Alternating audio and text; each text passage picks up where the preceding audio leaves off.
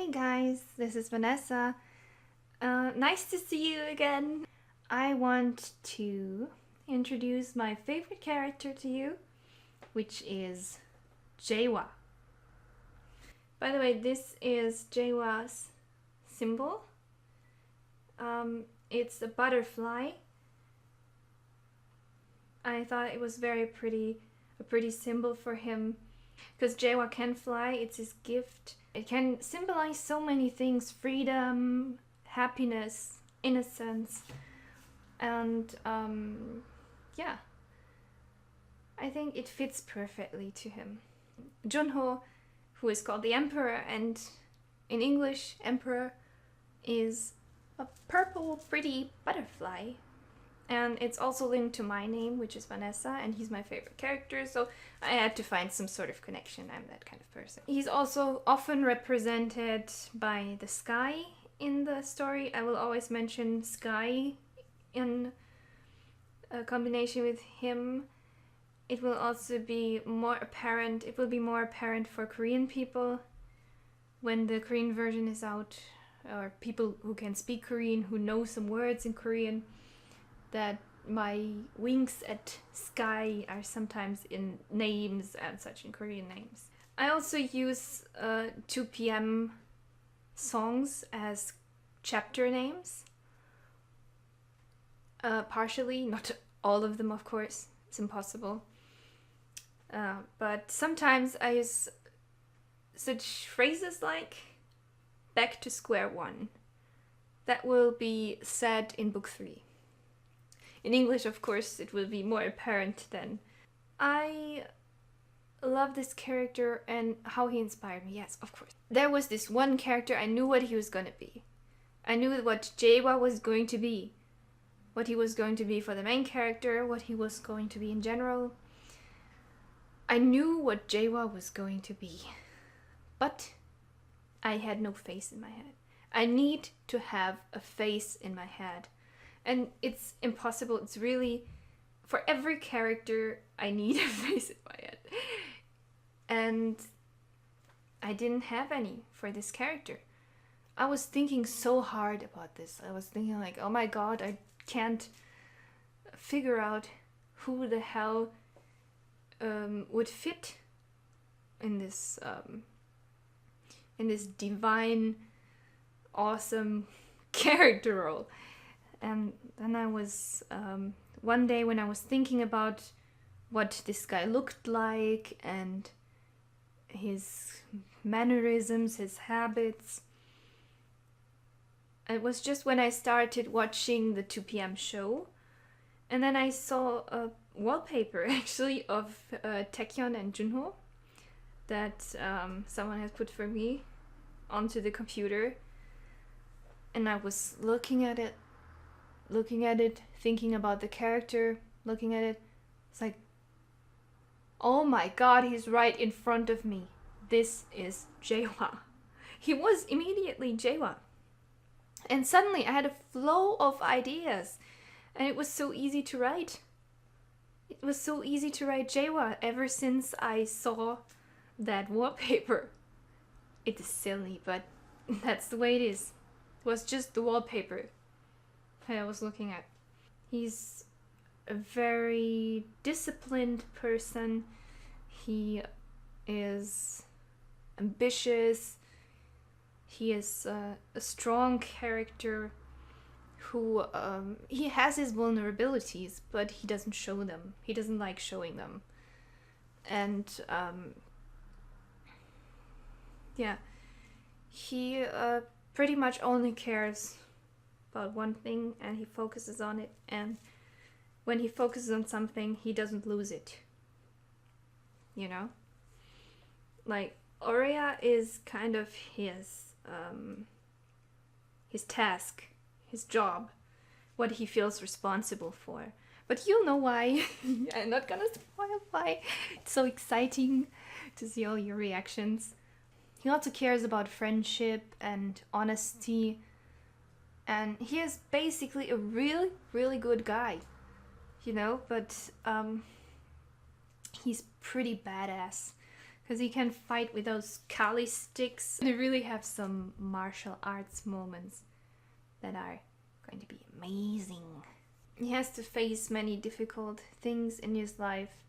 He is the god of air. He can control the element air. It is pretty awesome. He will shine the most in book 3. He will have short but important moments in book 1. Book 2 will have a little bit more significant, a little bit more telling moments. The third, he will have his best moments. I'm so looking forward to this one, the third book, because I love writing it. It's a joy. So I will read a chapter or 2 chapters of Jae Hwa to you. And I chose 2 chapters of 2 different books. I chose chapter 1 of book 2 and chapter 1 of book 1. Because chapter 1 of book 2 takes place before chapter 1 of book 1. It's a flashback. The Golden Heart, book 2. Forgive my loyalty. Chapter 1. Birth of Forgiveness. When I first saw you, he whispered, his eyes filled with tears, holding the baby carefully. When I first saw you 3,000 years ago, I thought I was dreaming. You were so naive, so full of love.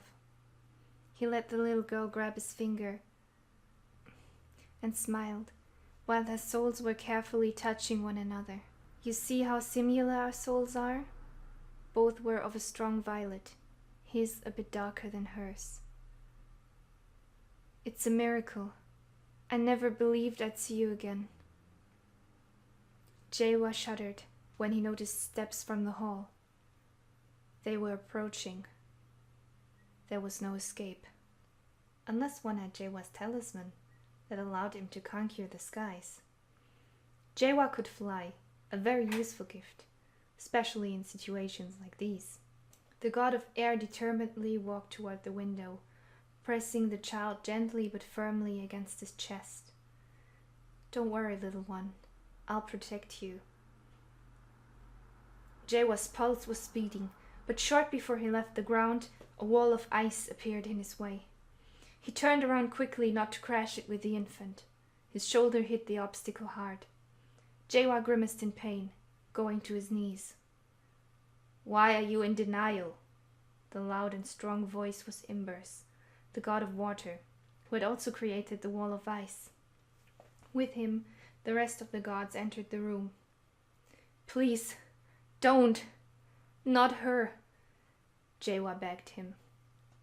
He felt a hot tear running down his cheek, finding its way across his trembling lips. Imber looked down at him coldly. You know just as well as I do that this is her destiny, Imber said emotionlessly. If you stop her, her soul will be going down along with all the others. Jae Hwa stared at the helpless being in his arms. They wanted to burden these tiny shoulders unspeakably. He didn't want to, and he could not let that happen. Do you need to bring her to the island of darkness? He asked. Doesn't have to be a bad thing, Jae Hwa, replied the only god he trusted, Jerry, the god of darkness, known to the mortals as Obscurus. Give her to us, or we'll take her, threatened the goddess of light. Jerry turned around to her. Eileen, he said sternly, that won't be necessary. You all see how much she still means to him. Eileen hissed at Jerry. Imber, get her! Before Imber knew what was about to happen, Jae Hwa rushed swiftly through the gods, causing a storm in the process that knocked them all off their feet. Without looking back, he hurried through the hospital's corridors, pushing away upset healers, throwing everything out of his way with his powers of air. He needed to protect her. No one but he himself should be allowed to touch this precious soul. Suddenly, Jae Hwa started slipping. The floor. It was wet. Water. Imber had gotten up faster than he expected and was apparently following him. Jae Hwa lost balance and fell. Startled, he tried to keep the child in the air, which succeeded, thanks to his ability of controlling the element. Only now he became aware of the stake of ice pierced through his left leg into the ground. Pulling it out for the wound to heal was not an option, for in this case, he'd be forced to let the girl drop. "Damn it, Imber, you could have killed her!" the goddess of fire yelled, that now appeared at the scene, closely followed by the others. Jae Hwa was powerless against Eileen, who took the baby, while Imber was keeping him on the ground, purposefully leaning on the stake. "So you're the forgiveness our prophecy is talking about," grinned the goddess of light at the infant and carried her away. "You will be abducted by a desperate woman and brought to Caligo, but you'll return when the time is right." She went further and further away. Jae Hwa panicked. Nobody was attempting to help him, not even Jerry, who looked to the floor. His tearful cries echoed through the hospital until she, the poor oblivious soul, left his side for good. That was chapter 1 of book 2. Now we go to The Golden Heart, book 1. Strength of Love, chapter 1. Trapped. Park Jae Hwa, Ares, the god of air. "Let me go," he begged for the 7th time now, since he had heard the voices coming from the hall. Using all languages known to him, he spoke to the gods out there, trying to get through to what they once had been. Human. Jae Hwa knelt on the ancient wood, his ear pressed tightly against the door that couldn't be opened from the inside. Gradually, the voices started to get clearer. Everyone was informed. "Are you sure? We can't take risks, you know. Trust me, the group's on the way to the guest house. What about Aurea?" Aurea. The mere thought of her was like a blade pierced through his heart. The cold steel awoke him, making him jump to his feet. The ship will be leaving the island today. Aurea was already about to meet her destiny, while he was confined to a cabin like a helpless animal, unable to protect her. Jae Hwa knocked wildly at the door. "Damn it, open up!" he now demanded in English. "He's pissed off," someone sneered, who he recognized to be the god of water, Kiev. Kiev and Jae Hwa had never particularly liked one another. Somehow the feeling arose in him that the god of water, known to the mortals as Imber, had something to do with his imprisonment. His words upset him. He hit the door harder. After what felt like an hour of knocking, he became aware of his now wounded hands. He was losing skin on his knuckles, had a splinter in his ring finger. His face contorted with pain, he removed it. Jae Hwa's hands healed instantly. He was immortal, after all. Well, nearly. There was only one weapon capable of destroying both body and soul of a god. The divine sword. A silhouette appeared by the window above the desk. Kiev. "Make yourself at home, Jae Hwa. You're going to stay in there for quite some time." Even though he knew that the windows of the cabin created by angels could neither be opened nor destroyed, he threw a chair against one. As expected, it bounced off, falling to the floor. Wrathfully, he kicked it to the other side of the room. He felt like a lion in a cage that could hardly expect to tear his ward to pieces. "You," he snarled with his teeth clenched. Yet he could not think of a right word for Kiev. The time would come, the day on which he'd be free. Then he wouldn't need words anymore. Violence was a language understood by everyone. He was going to take revenge for all the pain Kiev caused, for this prison, for being kept away from Aurea. The shadow slowly disappeared from the window. Gur, the cat, the only companion they had left him, brushed up against Jae Hwa's leg. Jae Hwa knelt down next to him, carefully picking him up. Gur's claws pierced into his flesh, hurting him a little, but leaving no marks. "You don't like it when I'm angry." "I know," he sighed, walking toward the bed. "We'll see Aurea again, Gur. I promise." A promise he made to himself much more than to the purring cat.